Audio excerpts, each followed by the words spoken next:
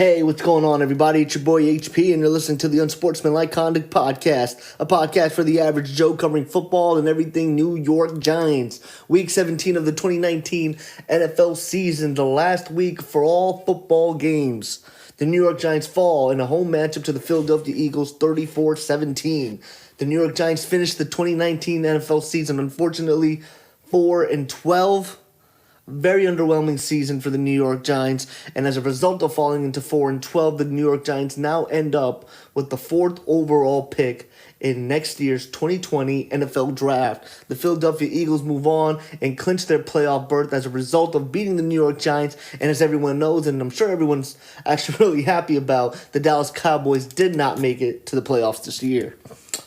I do have a couple of big-ticket items that I do want to start off the episode with before I do get into my original format, which I like to give sort of a in-game, sort of in-depth analysis of both the offense and the defense of each matchup. But before I do get started with the episode, I want everyone to follow me on Instagram. That's _unsportsmanlike_conduct. I'm also on Twitter. That's _unsportsman. And lastly, please make sure you subscribe to this channel as you're listening to this podcast. Like and comment on the video, and also, all recommendations and criticisms are welcomed on this channel. So let's get into it. The Giants fall 4-12, and now they'll be finishing with the 4th overall pick in next year's NFL 2020 draft.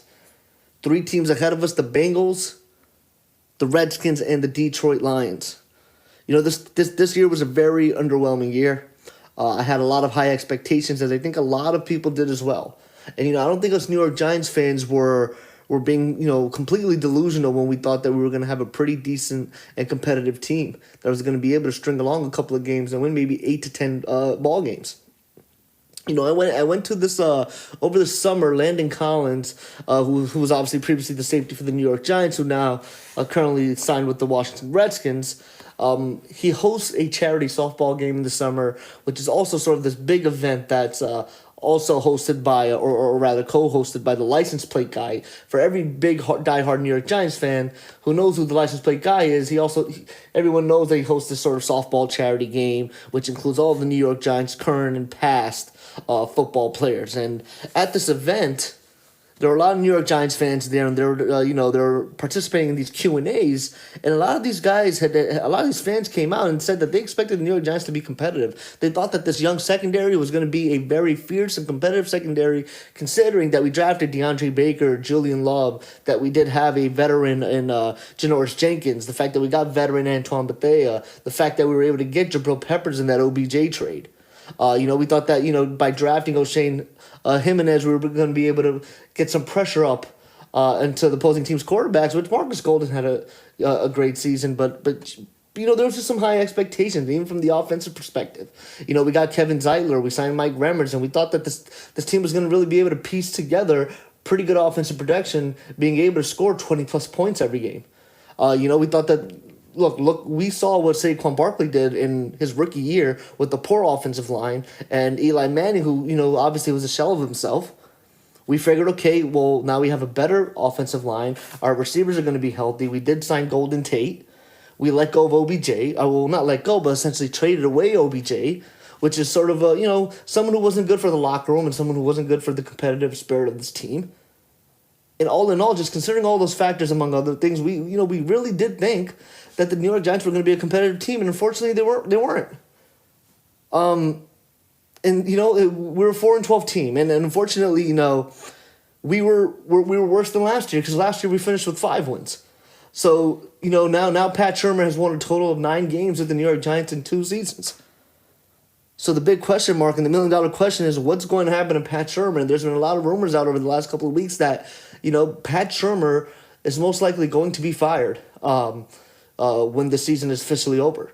I know Steve Tisch and John Mara, apparently, there's rumors out there that there's sort of a split between whether they want to keep Pat Shurmur or not as the head coach. I think it's more John Mara wants to kind of see how the Philadelphia Eagles game goes, and based off of that, he may want to make a decision on whether to keep Pat Shurmur or not, whereas I think Steve Tisch, who's the other co-owners, is essentially ready to sort of blow up the whole thing and start from scratch. And that may even include letting go general manager Dave Gettleman. So just a lot of question marks there, and I don't want to go too in-depth about those items because I do want to dedicate a separate podcast episode to talk about my thoughts on that, and also want to wait a couple of weeks to see if any of the moves actually happen. So if Pat Shurmur does get fired, if Dave Gettleman, general manager, does get fired, I'd like to maybe wait a couple of weeks so in the event that does happen, I can kind of come on the air, come on the mic, and give my thoughts about that prior to that even happening. Another big ticket item that the New York Giants are going to have to think about in the offseason is defensive coordinator James Bettcher and this defense as well. We have the fourth pick, the fourth overall pick in the NFL draft. Who are we going to draft? This defense has big issues. It's not just the fact that we can't get to the opposing team's quarterback. We don't have good linebackers. We haven't had a legitimate middle linebacker in probably since Antonio Pierce. We need improvements in the secondary. Today, again, DeAndre Baker and Antoine Bethea were casualties of a poorly defended, poorly in coverage touchdown. And this was a touchdown where Carson Wentz, and I'll obviously get more deeper into that analysis of that play later in the episode, but Carson Wentz rolled right, was essentially near the sideline, and threw the football across the field towards the other end of the corner of the field, which was essentially in the end zone, and that resulted in a touchdown because DeAndre Baker, I don't know what he was essentially doing in zone coverage, but essentially stood there and let the receiver run right past him for a very easy touchdown. So we have issues everywhere and at every position group on the defense. So what are we going to do? Are we going to draft an edge rusher?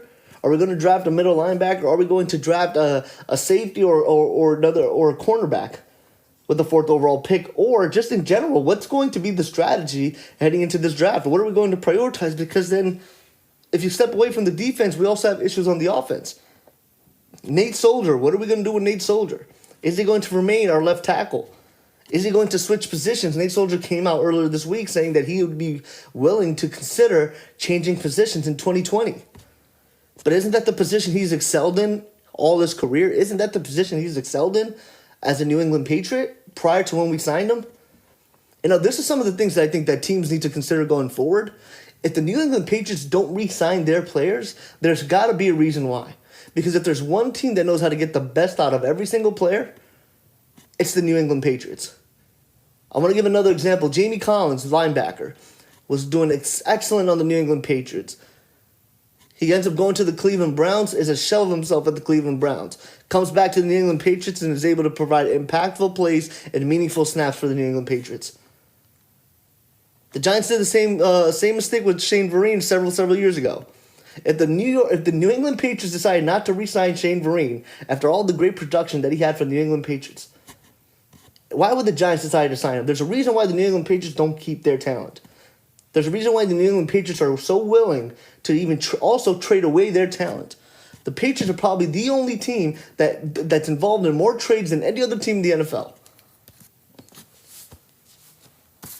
The New York Giants have issues all over this team.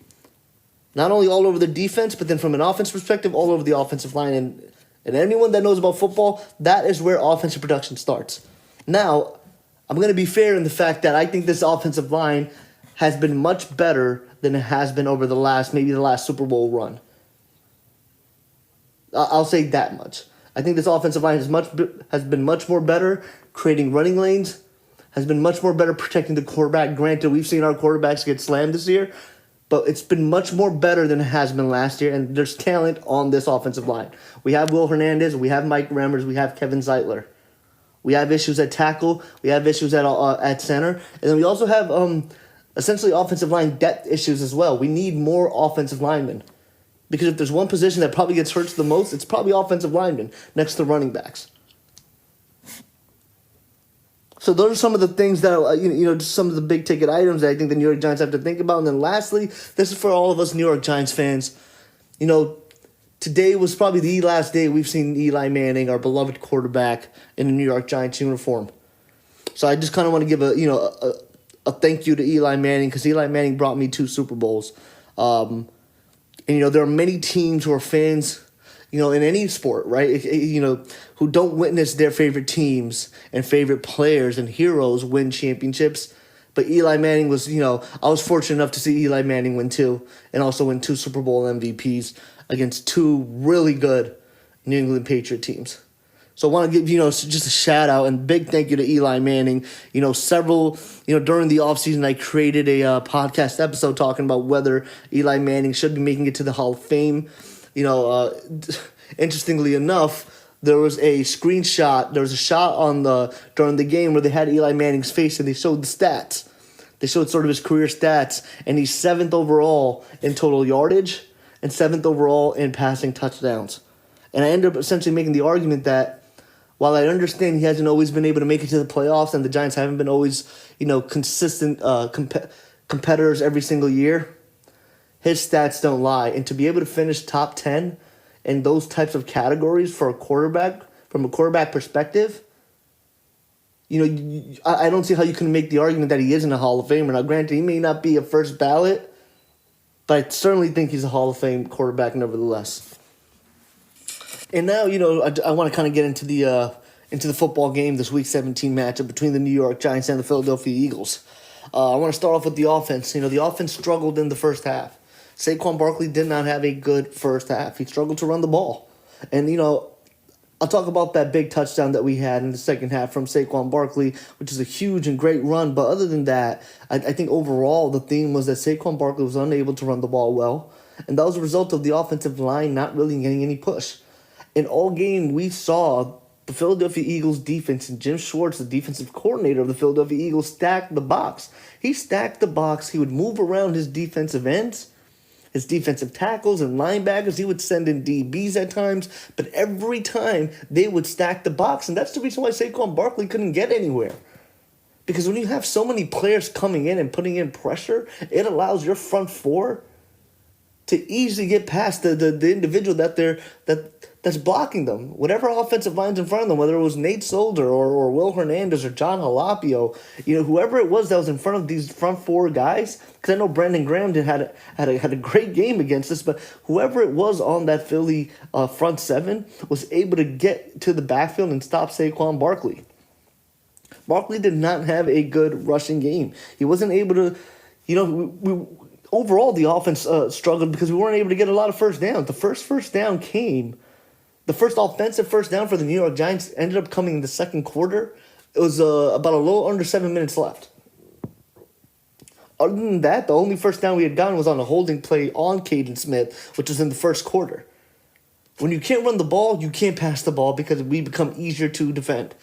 Now, my whole issue with that is if I can clearly see, a casual fan can clearly see that Philly is consistently stacking the box and these run plays aren't working, then why do we continuously call them? And why aren't we making adjustments from a play calling standpoint where we can kind of maybe expose Philadelphia and sort of their game plan to stack the box and contain Saquon Barkley? And that's all on Pat Shurmur because he's the one who's calling the plays. Right? I mean, Mike Shula is the offensive coordinator, but what impact and value is he having in the game plan? And Pat Shurmur is the one who's calling all the plays on the offense. There were no adjustments made. When people are stacking the box the way they were, the way Philly was, that's when the offenses need to take shots. And that's also been one of my criticisms with this offense over the last 2 years is this offense does not take enough shots. Philadelphia has injuries all over that defense. Their secondary is depleted. They have 2 good starters in Sidney Jones, who's recently came off an injury, and then Malcolm Jenkins. Everyone else, we should be able to attack, and get after the way other opposing team offenses and quarterbacks go after our young and inexperienced DBs. I mean, the Eagles are signing guys off the practice squad, whereas our first and early round draft picks are getting burned play after play. Our veterans are getting burned play after play. I mean, if this was the game that John Mara was going to look at and evaluate to see whether we keep Pat Shurmur or not, I mean, I don't see how that's not sort of a glaring sign that Pat Shurmur needs to go. Pat Shurmur did not make good enough adjustments in that first half, and I would say even all game, to keep the ball moving down consistently and to generate positive, good amount of plays, positive yard plays.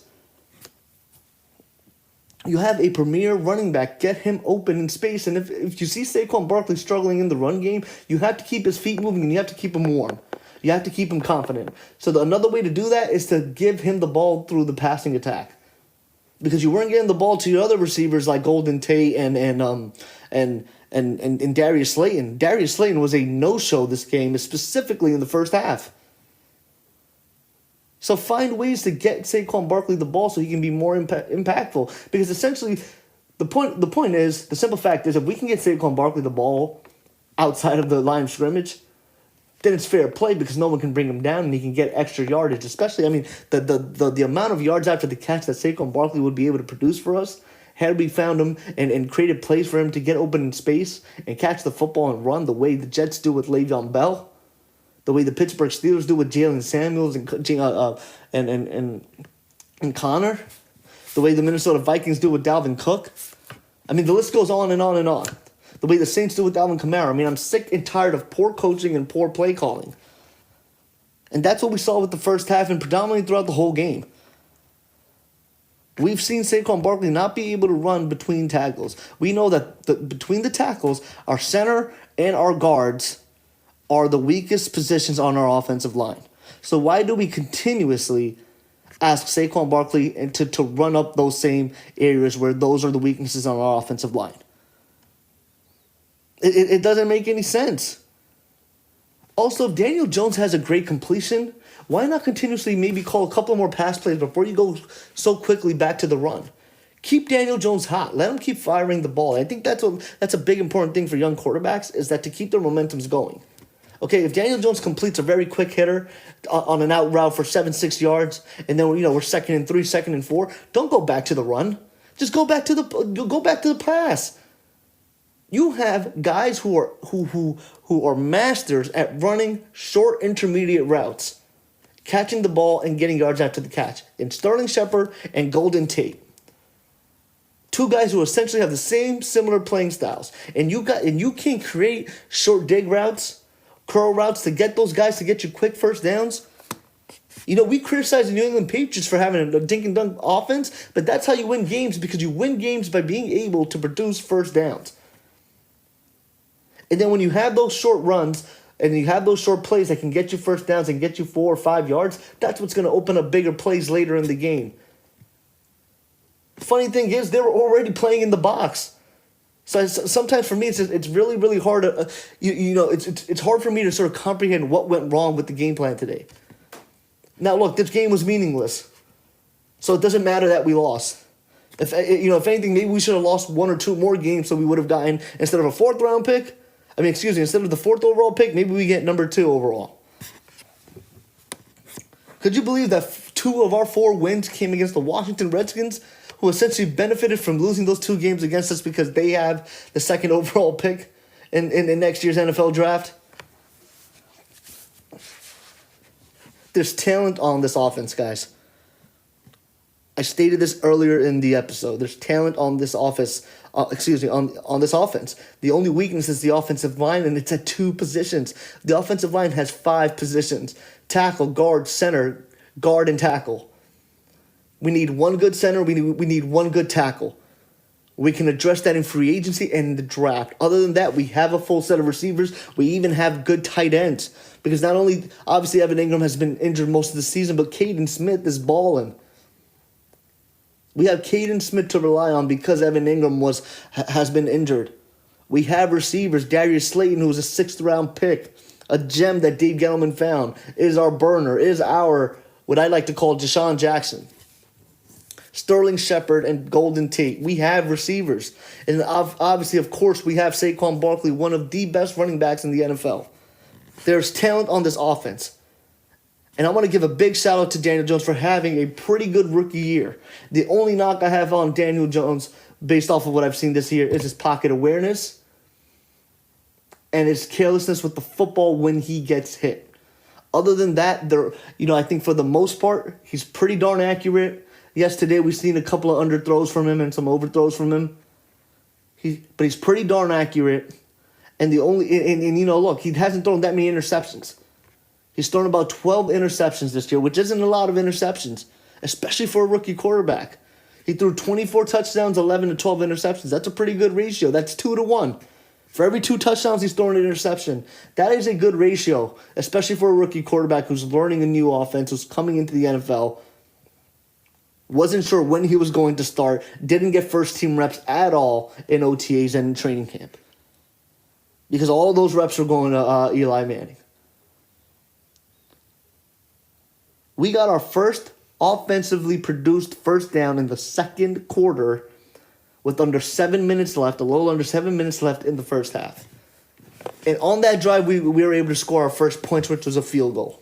But then the pursuing drive after that, the Eagles come right back on offense and end up scoring on a 24-yard touchdown pass from Carson Wentz to Josh Perkins, their tight end, who I believe it was like their tight end who's sort of a hybrid wide receiver given his size and speed. And I'm going to get to that play when I talk about the defense, but that was the most horrendously covered passing play I've ever seen because Carson Wentz, again, this is a play where Carson Wentz snaps the ball, rolls right, and it's near the sideline. He ends up finding Josh Perkins on a crossing route. He ends up passing Michael Thomas, goes to across the middle of the field, passes Antoine Bethea, and for some reason, DeAndre Baker is right next to Antoine Bethea. So that alone lets me know that DeAndre Baker was in the wrong position, and I'm not entirely sure what he was doing in that side of the middle of the field because we're a 3rd and long, we're playing zone coverage, go to your goddamn zone. But instead, DeAndre Baker starts heading towards Josh Perkins in the middle of the field, stops running. Josh Perkins just essentially runs right past them.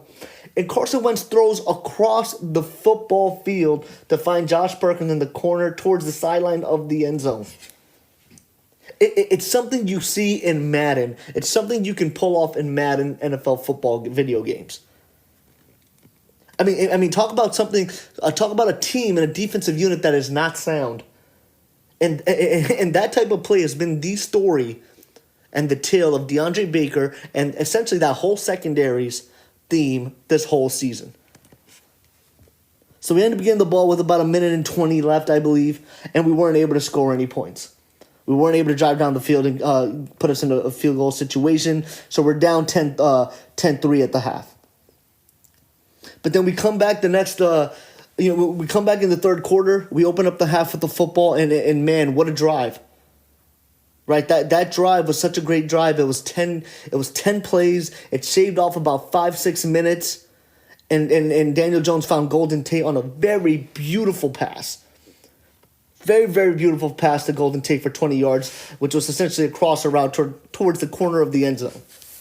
Daniel Jones is about to get sacked. He's moving and dancing around the pocket. And he doesn't have to scramble too much, but he is shifting around the pocket. And he sort of rolls a little bit left away from the pressure. And it just throws a beautiful touch pass. It wasn't essentially a lob. I don't know how to explain what a touch pass is. There's not too much zip in it, but there's enough zip and enough float in it where the opposing DBs aren't able to make a play on it. But I do want to talk about that drive. That was a really good drive, and I kind of brushed upon it, a couple of seconds ago. That drive went 10 plays, 76 yards, and shaved off 5 minutes. That's how you win football games, when you're able to stay on the field for a really long time. Staying on the field for 5 minutes, opening up a half, that's what you talk about momentum. That touchdown tied the game. We tied the game on what was also just a beautiful throw. When you score on beautiful plays, on good plays, you gain momentum. Those are momentum-shifting plays. That was a momentum-shifting drive. And the Giants just looked like, they looked cocky. They looked good. And, this isn't the first time that we've seen the Giants look good in one particular drive. The Giants have shown in almost every game, they've shown sort of a drive here or there, a play here or there where, there's potential. And it shows that this team can move the ball down the field, can make big plays, can get 20-yard gains, 15-yard gains on back-to-back plays, large in part because Daniel Jones is able to keep plays alive, either scramble for first downs or just sort of stand tall and true in the pocket and actually look through his progressions and find wide receivers and tight ends open. And that was it was a really, really great drive.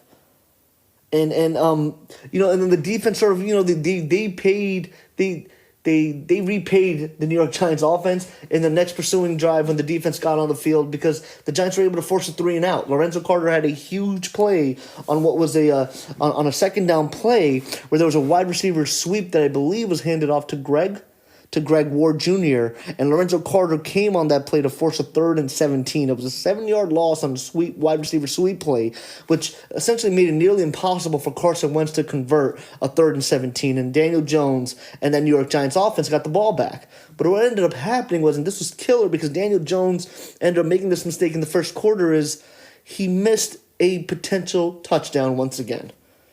Daniel Jones once again, for the second time, missed Sterling Shepard on a go route, which I know I'm sort of stumbling upon my words because it's almost hard to really, you think, okay, if he hits on these plays, maybe the story's different and the outcome's different. But Sterling Shepard beats the DB on this play, is ahead of the corner. Daniel Jones has to throw that, but Daniel Jones essentially hits the DB in the back of his numbers, completely underthrows that ball, and I'm not entirely sure what happened. This game was really alarming in that we saw 2 underthrown balls, which we really didn't see all year from Daniel Jones. So I don't know if maybe it was fatigue. I'm not entirely sure what exactly happened, but again, as everyone remembers, in the first quarter, Daniel Jones missed Sterling Shepard, who was even more wide open in that first quarter off of a seam route, which is essentially, for folks who don't know what a seam route is, it's essentially a wide receiver who's lined up in the slot that runs a go route. And on that route, on that first time that Daniel Jones had missed Sterling Shepard does a great fake inside move. The DB beats him right off the snap of the football, and he's essentially right open in the middle of the field in the slot area, and Daniel Jones underthrows him. Daniel Jones underthrows him so much that the DB is able to catch up to Sterling Shepard and essentially knock him down, and that's where we saw Sterling Shepard kind of get a little bit nicked up and banged up, which was holding his hip. We also saw Sterling Shepard go right to the sideline because that was a 3rd down, go right to the sideline, and essentially he just looked pissed because he knew that was a touchdown.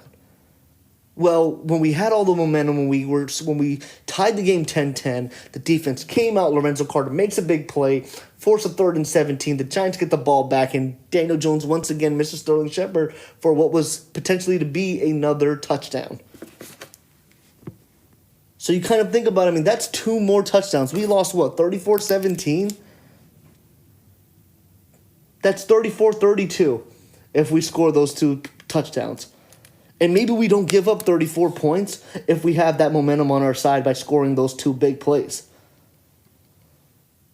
These are just some of the things that we got to, that I feel like it's, again, just another tale, another story of the New York Giants offense, where we miss on big plays or we shoot ourselves in the foot on drives where we're really driving down the ball, where we're really getting first downs, right? Where it's whether it be a holding or an offsides or what have you. And then, look, I know people, I think every time Daniel Jones does bad, the critics like to jump on it. But look, Daniel Jones is a hell of a quarterback, and he's definitely going to be the future of the New York Giants for the next decade or so. I think I've said this earlier in the episode, and I think I've said this maybe ever since Daniel Jones was a starter for the league. My only criticism for Daniel Jones is he has trouble holding onto the football when he gets hit. Other than that, I have no other issue with Daniel Jones. Sometimes I think Daniel Jones maybe holds on to the ball a little bit too long, but what rookie quarterback doesn't do that?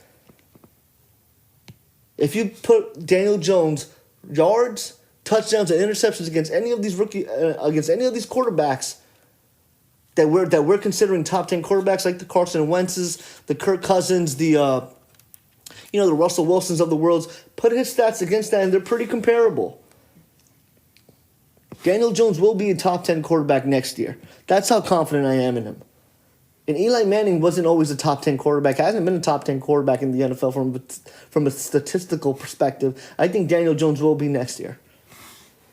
But on those throws, I love Daniel Jones, but on those situations, you got to hit those. Because that's the difference maker. When you reflect on the game, on why you didn't win, why you didn't score enough points, why the Giants' offense fails to break the 20-point mark, you hit on those 2 plays, we break the 20-point mark and more. We end up breaking the 30-point mark if you hit on those 2 plays. But then right after that, we ended up getting a turnover on downs. The New York Giants went for it on fourth down. We weren't able to convert. It was just a tough situation. And then, immediately after that drive, Saquon Barkley scores a touchdown on a play which was such great blocking. And the good thing about that run, once Saquon Barkley saw the all green ahead of him, he throws up the peace sign. About 10, 15 yards right into that run. He throws up the peace sign, goes right into the end zone wide open and untouched. And that was just an awesome run. Awesome blocking by the offensive line. And the thing about that play, to break it down, right, if the Philadelphia Eagles defense was crowding the box all game, and they were pretty successful all game, but when you do that, you're also susceptible to big plays, even in the run game. Not only in the pass game, but also in the run game, because what ends up happening is, if your offensive linemen, your tight ends, and your receivers hit on their blocking assignments, everyone ends up getting captured, especially because you have people who are too aggressive in their gaps that they're not playing smart football. Essentially, when you blitz, you're not as smart because you're just going straight through your assignment. This showed how we were able to expose it. How we were able to expose Jim Schwartz that one time, where we were able to hit all of our blocks timely, and Saquon Barkley went straight through, right up the sideline, untouched for a clean touchdown. And honestly, if it weren't for that touchdown run, the Philadelphia Eagles had a tremendous game plan for Saquon Barkley. Because before that, we were, maybe averaging 2 yards per carry? And then after that, the Giants' offense went downhill. The Giants' offensive line went downhill. Daniel Jones was getting sacked left and right. He ended up getting, 1, 2. I'm going to look at the box score now, but I think he ended up getting sacked about 4 times. I think prior to that last touchdown from Saquon Barkley, Daniel Jones was getting protected fairly decently. It wasn't too great. It wasn't too poor. Daniel Jones wasn't always rushed. But it was after that touchdown from Saquon Barkley, for some reason, this Philadelphia Eagles defense in front seven turned it up a notch, and they were able to get to Daniel Jones, and they were essentially crumbling the pocket. They hit Daniel Jones 10 times and sacked him 4 times. Right after that touchdown where we tied the game 17-all, they killed us with all that pressure. Daniel Jones also ended up fumbling on such a crucial drive. We were down 10 points.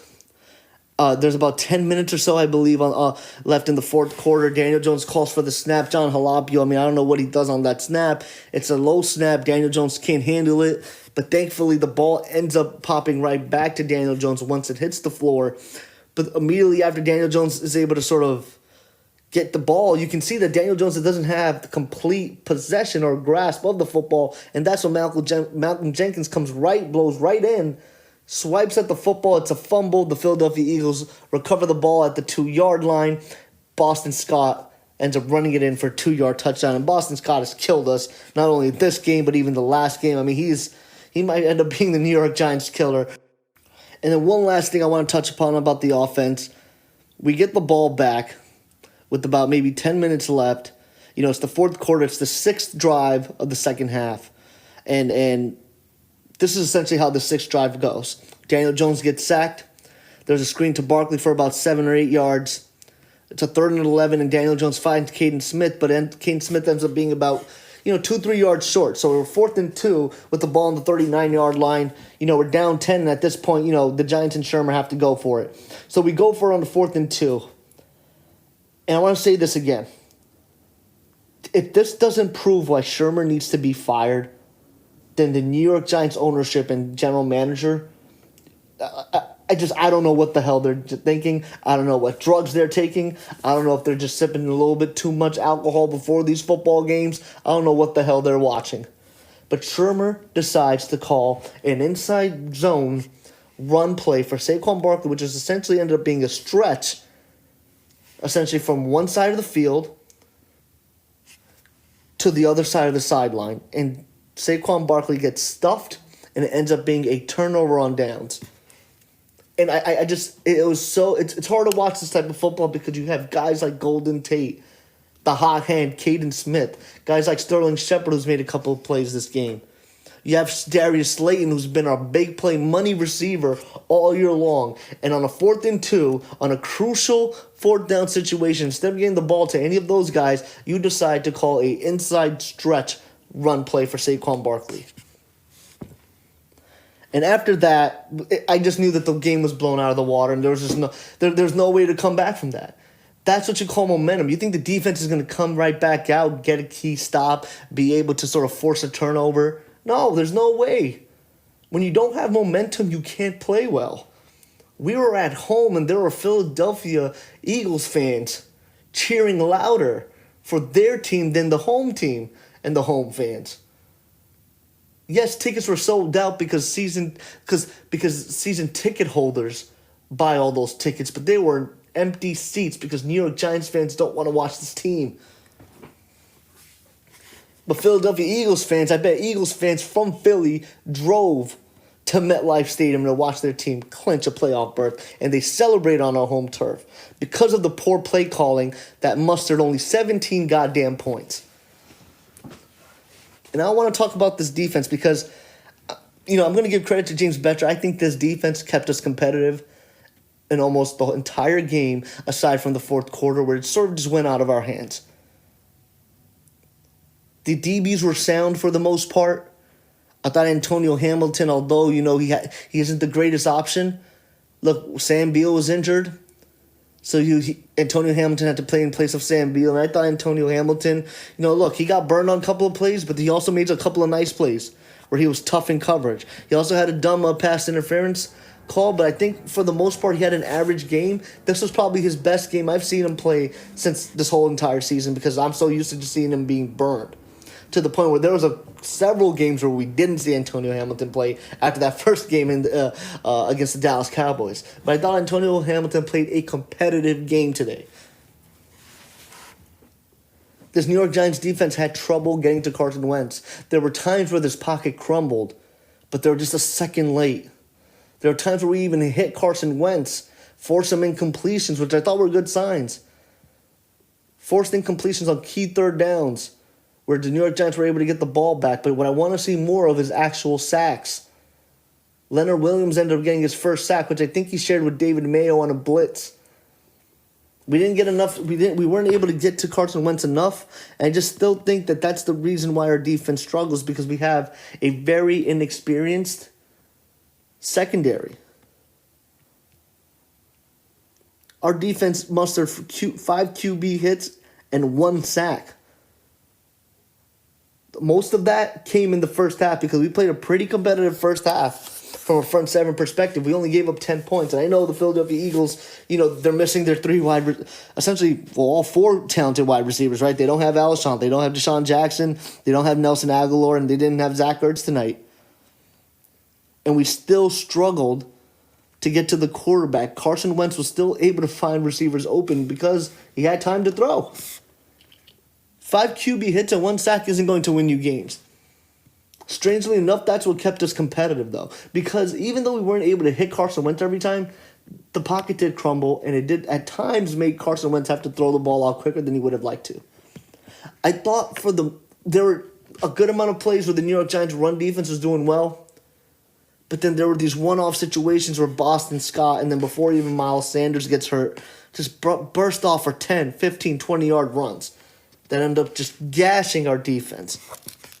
But when you struggle on the run, we got killed by the run game today, which is essentially the same thing that happened to us the last game. This defense struggled. We weren't able to create turnovers. This defense doesn't create turnovers. And you can't rely on this defense to create turnovers. You have to be able to win the plus-minus. If you can't win the plus-minus against opposing teams, you're not going to win football games.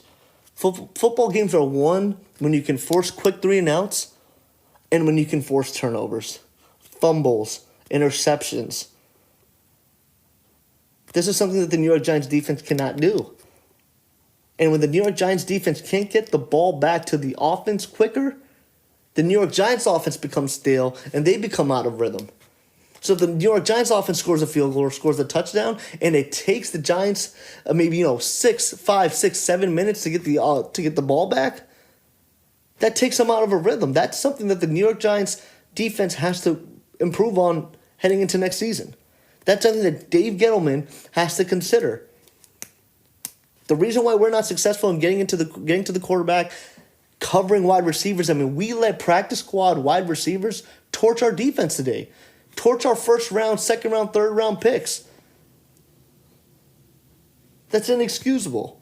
So Dave Gettleman has to figure out, he has to do a deep analysis and figure out if the issue is the secondary. Is the issue the linebackers? Is that why we don't have a good enough run game? A run defense because we don't have good linebackers? Do we need to find a new pad? Do we need to find more pass rushers? Marcus Golden just gave us 10 sacks. He got a $1 million bonus. Do we need someone to accompany him on the other side? Do we need to throw a Shane Jimenez in more situations? And not just clearly pass down situations where O'Shane Jimenez is only ordered to pin his ears back and go after the quarterback. Maybe O'Shane Jimenez needed more exposure. Maybe he needs to be a 2-down defensive end instead of a 1-down defensive end, only on pass situations. And, earlier in the season when I saw, this New York Giants defense just get continuously burned, game after game, play after play, down after down, I was putting a lot of the blame on James Bettcher because I felt like maybe he was using some of this talent incorrectly and he wasn't making a lot of in-game adjustments, which is, in a lot of aspects, it's still true. But for the most part, there isn't enough talent on this team to be coached and to be successful. And so, I think I might be okay if you fire James Bettcher. If you don't fire James Bettcher, as long as you continuously bring in new pieces. And then after next season, if we don't see an improvement of this defense to be able to be top 15 in all major categories, that's when you have to pull the plug on James Bettcher. And I wouldn't even wait until the end of all 16 games next season. I would give him the first 6 to 8 games to see how well this defense has improved. And folks, that about wraps it up. The Giants finished 4-12 in the 2019 NFL football season, the 100th NFL season. Unfortunately for New York Giants fans, our football season ends early once again. But, hopefully next year, there's better progress. Hopefully at least next year, while we may not necessarily make it to the playoffs, I don't think we'll be in playoff. We'll probably make it to the playoffs next year. Hopefully we're in competition to maybe be in the hunt. That we're still, more engaged than we were this year. Maybe we're more engaged by week 13, 14, and 15. And just hopefully we see better production from all of our players all around. I would like to, I am going to make a podcast episode probably after the playoffs and after the Super Bowl where I just give my take on the offense. My winners and losers, sort of like, hoorays and, boos from players on the offense and the defense. Sort of people who have exceeded my expectations, haven't met my expectations, players I was disappointed in, players who I've, were happy with, the coaching staff, et cetera, et cetera. So definitely be on the lookout for that, probably maybe at the end of February, top of March, which will be in time for when free agency in the offseason will kick off.